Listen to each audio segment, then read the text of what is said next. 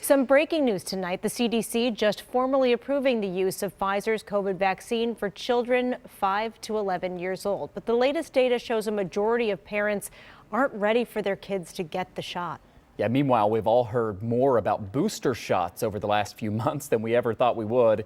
And some of what you've heard are questions about whether those boosters mean that the vaccines didn't do their job well enough in the first place. The Verify team's been hearing those questions. Yeah, and Brandon Lewis with our Verify researchers took a lot of those claims, looked into them to see how they match up with other vaccines that also need boosters.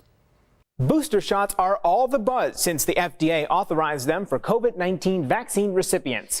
That's leading to a lot of claims that the need for a booster means the original vaccines were a bust, including a Kaiser Family Foundation survey that found 71% of unvaccinated Americans think it means vaccines aren't working. So let's verify. Are the recommendations for booster shots an indication that a vaccine is ineffective?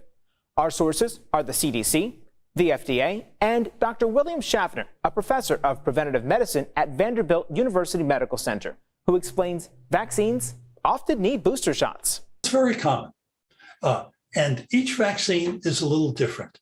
The effectiveness of vaccines can wane over time. For example, tetanus requires boosters every 10 years to build on the protection from previous shots. Then there are other vaccines that require a re-immunization, like pneumococcal, which the CDC recommends a second dose for people over 65 to remind the immune system how to fight infections. You wane, and then the vaccine will get you up to where you were before, but not any higher.